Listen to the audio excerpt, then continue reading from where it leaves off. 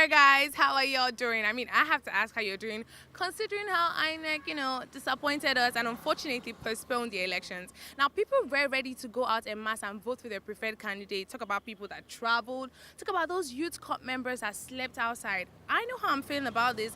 How are Nigerians feeling about this? We're here to find that out right now. Remember, this is Street Files with you by Manifest Apparel. I am a queen. Don't go anywhere.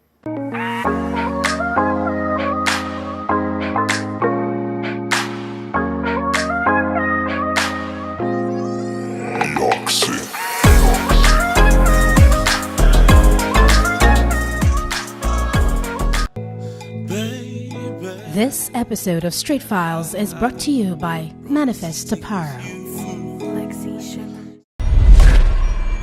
Alright, good afternoon. How are you?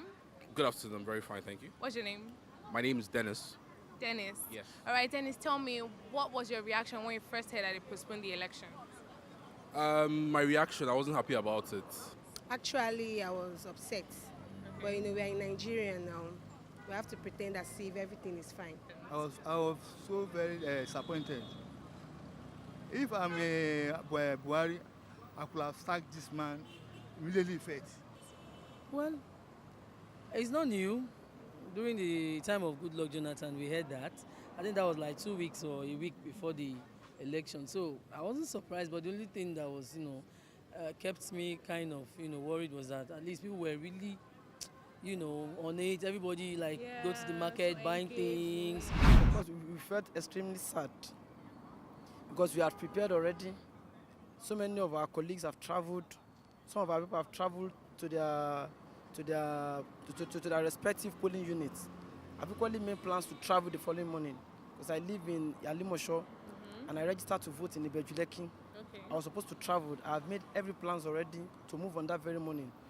Just to got notice around 3 a.m. in the night that the election had been postponed. I had other things I wanted to do this coming weekend. So hearing that they postponed the election, and it means my next weekend is still going to be unproductive, basically. I wasn't happy about it. I was disappointed, So I feel INEC needs to do a lot as regards organization. I feel INEC is not really organized enough. I feel whoever is in charge, whoever is at the helm of affairs, needs to do a lot better. Why should first of all sack him first? Man, don't know what he's doing. You don't know what he's doing. Even though this coming Saturday, there is no hope. So are you telling me you will not go out and vote this Saturday? Vote. I will not go and vote. Why? Let me tell you something. They are fooling us. Wait, don't go. This man is too angry. Sir, relax. I'm here for you. Do you know how much I spent that day? Where did you go to? I live at Owode. There is Owode Diroko. Okay. And I'm working here. If I say I will go around maybe around 4, 5, I can enter my house maybe in the midnight. I risk my life, which is bad. It is seriously a lackadaisical aspect of INEC. For INEC to have been preparing for elections since the past 4 years, a huge sum of nothing less than 250 billion naira has been released by the president of INEC, and we see no reasons why they should be complaining of logistics when they have more than enough money. 256 billion naira is more than the budget of 2 states, the budget of Ekiti and Nasarawa. And if INEC could got such money and still not prepare for election, it shows that we are equally doubting the credibility and integrity of such INEC. Now tell me, who do you think we should hold accountable for this postponement? Like I said, obviously, INEC doesn't run on its own. There's someone at the helm of affairs of INEC. I think his name is Mr. Mohammed. I can't really remember. Let me not say what I don't know, but there's someone at the helm of affairs, and that person should be held responsible. There's someone who calls the shots. Yes, there's someone who calls the shots. So he should be held accountable and responsible for the postponement of the elections. I think the INEC chairman should be held responsible for that, in spite of the assurance he has given Nigerians, and he has reiterated that several times that INEC as an electoral umpire are fully ready to conduct this year's general election.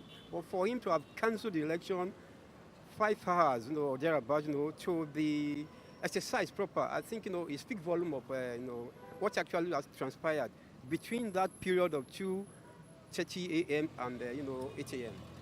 It's a government now. It's a peaceful government. It's an order from above.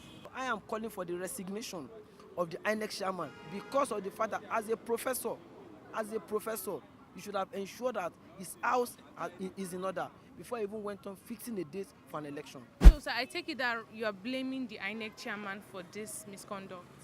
That INEC chairman, first of all, is a real and I don't. Why you should sack him? Okay, sir. Now, sorry. Before you go, to ease your mind. No, let me tell you something. I'm angry. I can see it. It's Yes, written all over because I know you. how much I spend.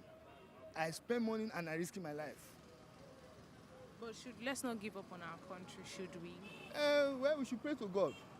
It's only God can do it. Not all these people. They are failure. Okay. He is super angry, like Nigeria. The only question in my mind right now is Nigeria. Which way? Which way, Nigeria? Okay, guys, Nigerians are super angry, super disappointed in INEC for postponing the election. But you know what? Whatever happens, 23rd February, we are going to go out. We're going to exercise our civic duties and vote. We are voting these bad eggs out. We are making things right on Saturday. Hashtag Nigeria Decides 2019. Don't forget to check out our website at www.connectnigeria.com and follow us across all our social media platforms. It is at Connect Nigeria. Until I come your way next time, I remain McQueen. Vote your candidate. Bye. This episode of Street Files is brought to you by Manifest to Power.